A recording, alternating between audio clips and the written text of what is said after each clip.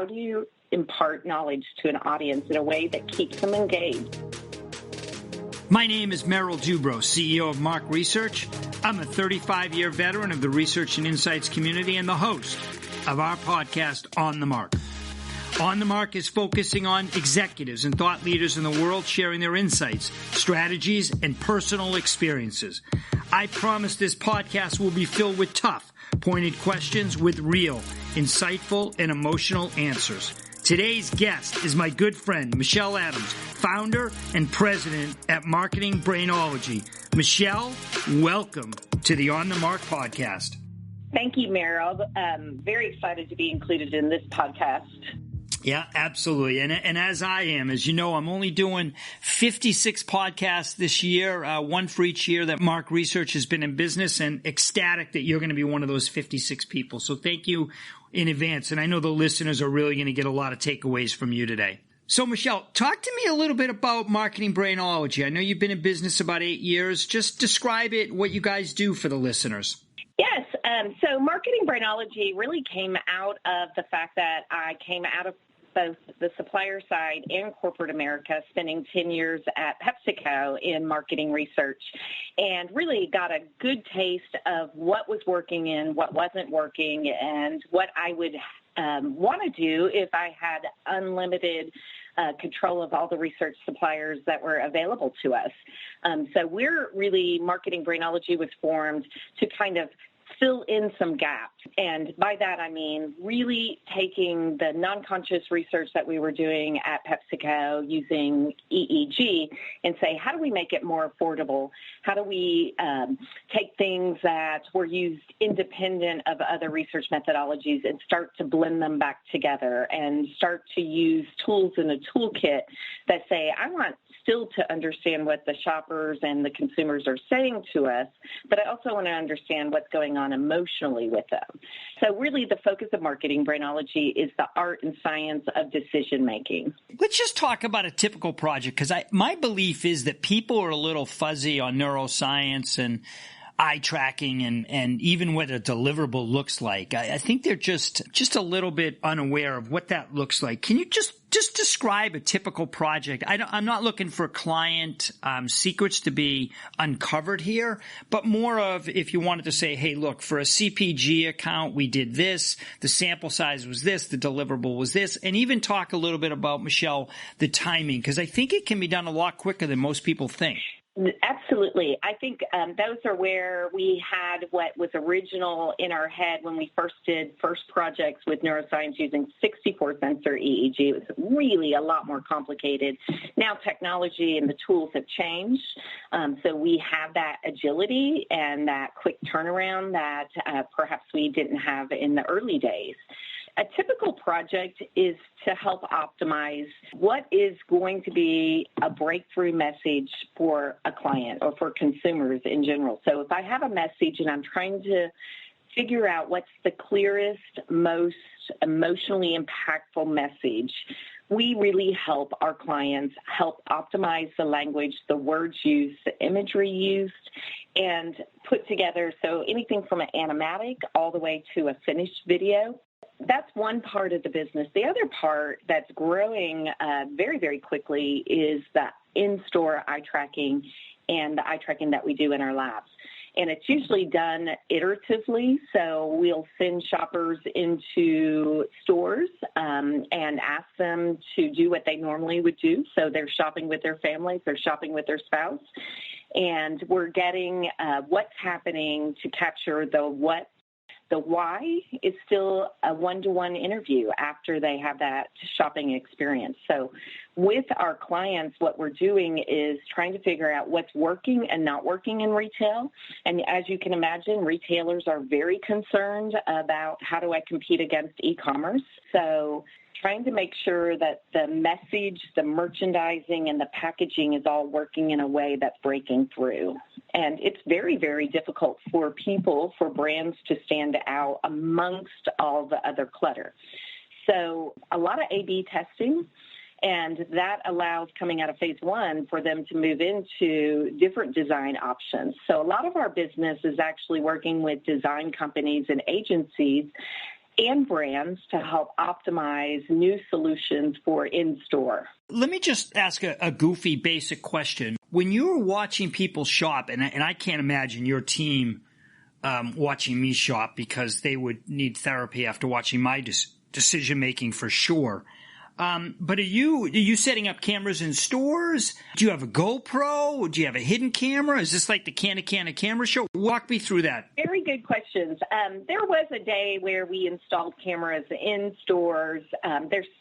That methodology is still out there. It is available as an accessory to a study if we wanted to go that route. It's usually very expensive. So we're sending people through. We happen to use the Tobii eye tracking glasses. We send shoppers through. We get them set up in their cars. So they put the glasses on. They walk in without our assistance. So we are not participating in that shopping trip at all until perhaps at the very end, if there's a specific question or a specific area of the store we have questions about. So they are shopping. It's recording audio and visual. So I'll give you one example. We're working with a large furniture company, very similar to Nebraska Furniture Mart. The owner of the company wanted to know how people are utilizing different sections in his store, and he was replicating that store into different geographies. So this baseline information helped him understand what was working and not working before they continued to build out additional stores. Wow, that's fascinating. Really, really fascinating. So, listen, you've had the business a little over 8 years now, right? As every business, lots of twists and turns. I'm sure there are things that you thought of, back in the day in 2012, 2013, wow, I know we're going to go after this type of revenue and build this type of product, and twists and turns later, years later, you built something different. What's been like, something that you've built in the past year or so that's really gravitated to clients that are really helping and using and integrating in their business to move their business forward? Anything jump out of what you guys have done? Yeah, I think it's taking, so you talked about sample size earlier. Our sample sizes are around 30. But one of the things that has grown is this idea of I need quick information to make decisions with my executives within companies. So they're in the middle of a large discussion that has huge financial implications on a Tuesday, say in the boardroom. Literally, we're being challenged and asked to go out there with shoppers into situations as quick as, a day or two later. We're not taking 30 in that quick turnaround. We're trying to we call it an exploratory study, and we're trying to get some baseline information because they're going to make a decision one way or the other with or without consumer and shopper information. So these insights are quick, iterative, and then we can go back out with those same shoppers once we've resolved whatever that big issue was and came up with a solution that we think is viable. So I think that business challenge, that business speed is a reality. I felt it when I was at PepsiCo. I wished I had a quick turnaround solution, but this idea that these shoppers are here to solve problems that we currently have in the business, and they might stay with us for an entire, project that goes for months. So I think it's a different way of looking at sample. It's a different way of looking at, they're more consumer advisors than they are fresh sample every time.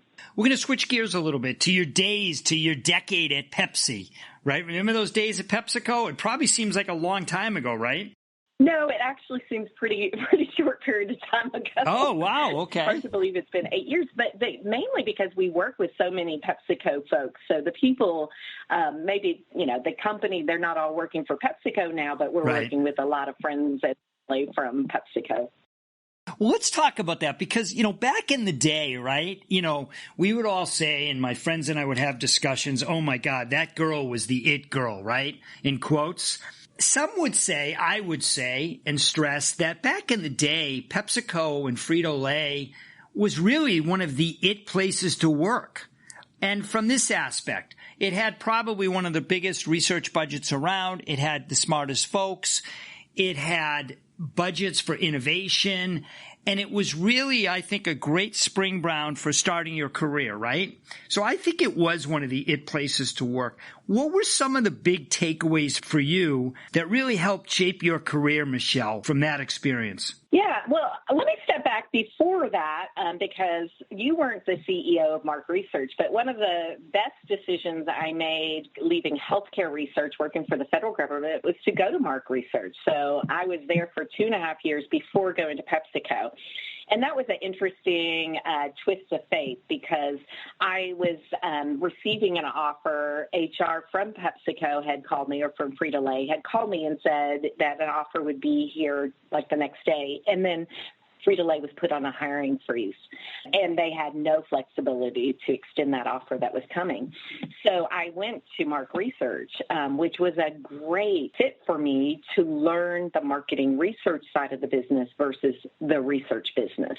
And there's a different vocabulary. So that experience at Mark actually was instrumental in my success at Frito-Lay because I could learn the business portion of it. I could understand the marketing research vocabulary, which is different.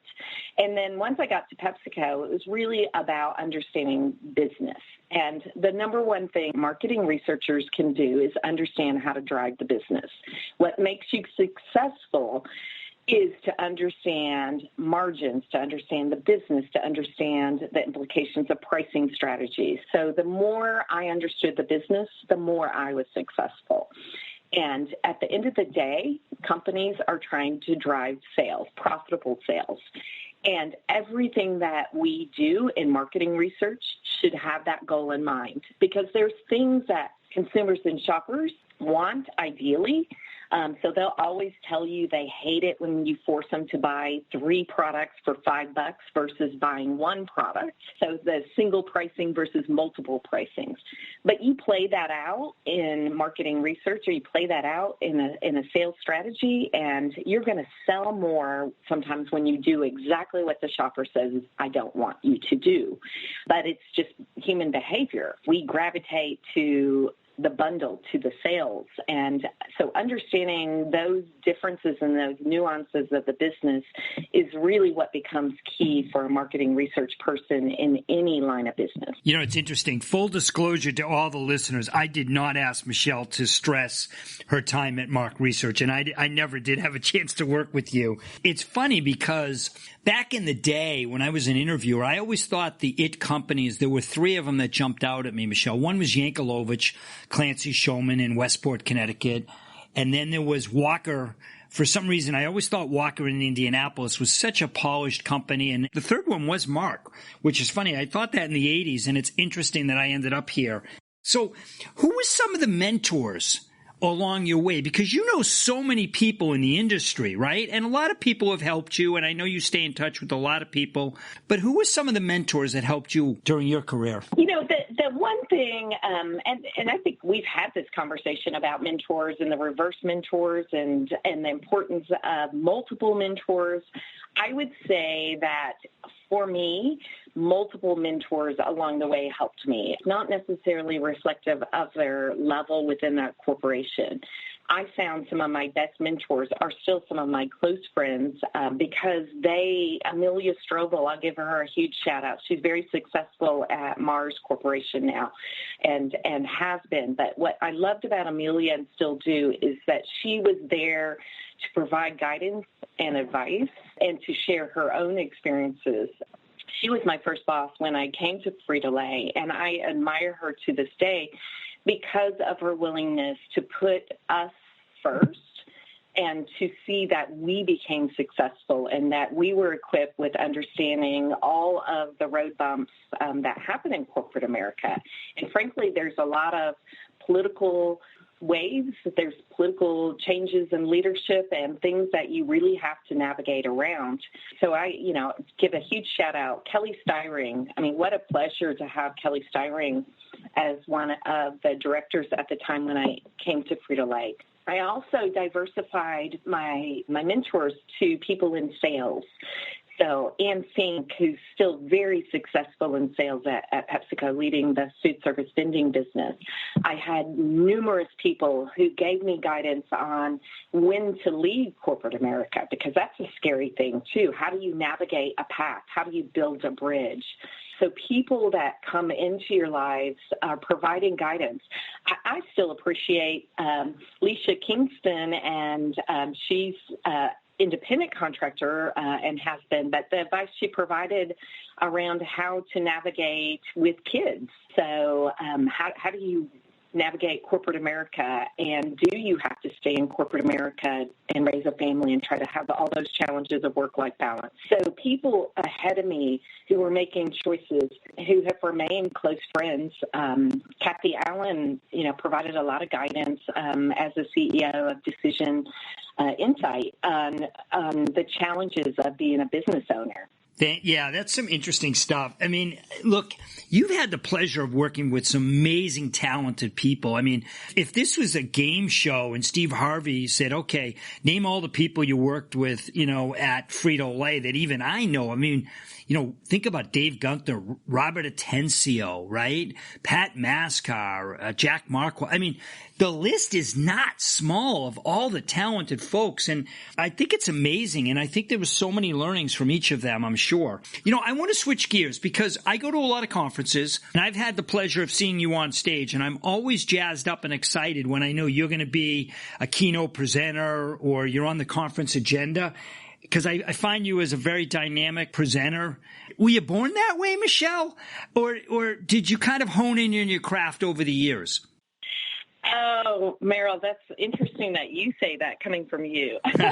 Thanks. I laugh about this, but I grew up in cheerleading, and cheerleading puts you out there in front of large groups of people. I love large captive audiences. I will have to say I was a cheerleader and a dancer growing up.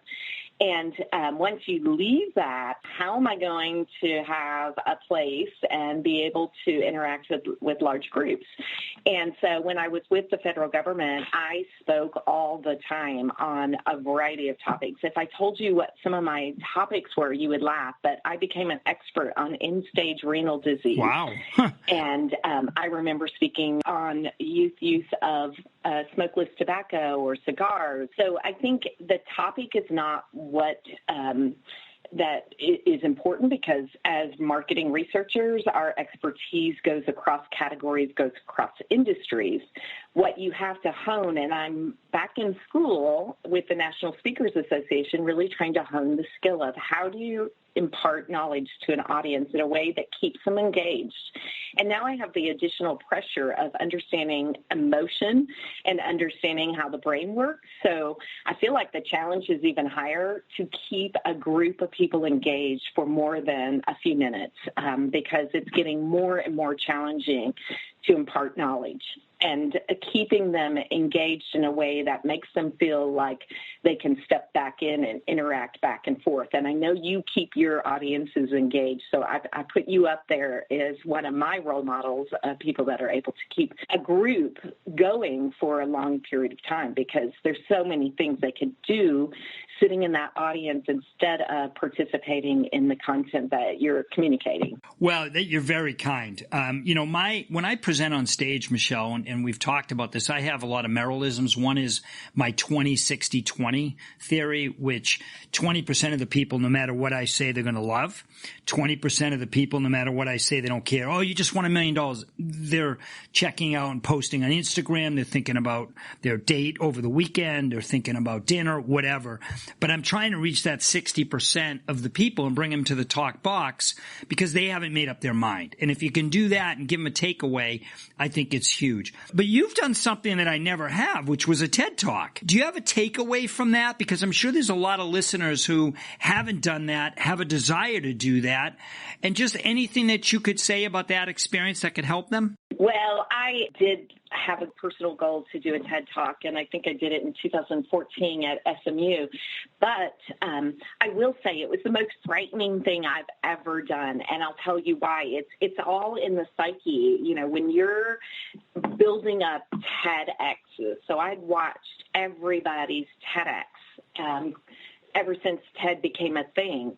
And so I really had put so much weight on what a big thing that was. So you step out on stage, the same stage that you're used to. I mean, SMU, my goodness, I was a professor there for 8 years, adjunct at night. So I was used to being on that campus, used to being in front of audiences. When you step on that red circle, it messes with your mind. So the other kind of beginner mistake that I made is I invited my closest friends and family, and they were sitting in the front 2 rows. So now flashback to like high school, I ran for president of our class and had to give a speech in the middle of the gymnasium, a memorized speech, and nothing's more terrifying than that. Well, TEDx is a little different because you do have to memorize for the most part and restricted to under 10 minutes. So, and there's really no slides. So I will say the TEDx experience is a whole different experience than what we do every day when we're speaking at conferences. It is a challenge for me to go back and do it better next time, and learned a lot of things out of it. But it's a great, I think, pushing our boundaries and challenging us to do things that are scary is really good. Yeah, and I think as people are going to be listening to those comments, Michelle, there are so many takeaways. Number one, you have amazing self-awareness that, here are the takeaways. Here's what I need to do better the next time. And I think that's amazing. Not to mention that you can say, hey, you know what? I'm in touch with my emotions, and it was scary. And it was scary to have my friends and family in the front 2 rows. So good for you. So today's a good day. I've been given a few wishes, and I'm going to pass on one of those wishes to you. You get a do-over. You've had an amazing career. You really have. One that a lot of people would look up to, a lot that would be jealous of, and a lot that clearly would love to mirror and have your exact career. But I'm giving you a do-over today. You get to zig when you zag. You get to make a decision. You can go to the right when you should have gone to the left. What's your do-over? Last question today. What is that one do-over? I will say, and this came from one of the CMOs, Jaya Kumar at Frito-Lay, who gave me this guidance, is build the bridge first. So I would have, if given a do-over, done some things while still working for PepsiCo that prepared me for the launch of a company. So things like setting up an LLC, setting up your website, knowing your logo, getting any kind of trademarks. Those things should be done before you make the leap. So it was like I was doing a bit of a jump off a mountain, but there are some things that would have made that a little bit smoother and happen faster. So I think having sitting through trainings, there's so many webinars, there's so many. Small Business Administration has a lot of training. I'm sitting through some of those trainings now still because there's a lot to know as a business owner that you don't know when you work for corporate America. So whatever your destination is, you don't have to switch overnight. You can gradually think it through. I admire people that reach out to me who want to start a small business or they want to do something different, who get advice, because I'm out there still doing that as our company's expanding and learning what the growth curve looks like and navigating those things that are still sticky or difficult as a business owner to navigate. And so nothing better than to learn from people who are already in those shoes. So I think being continuous learners, asking for advice, seeking advice, those are things that I would completely recommend somebody do. And I wish I had done a little bit more of that before I started a business from scratch. Oh, Michelle, fantastic job. You've been listening to Michelle Adams. This is the On the Mark podcast. My name is Merrill Dubrow. Have a great day.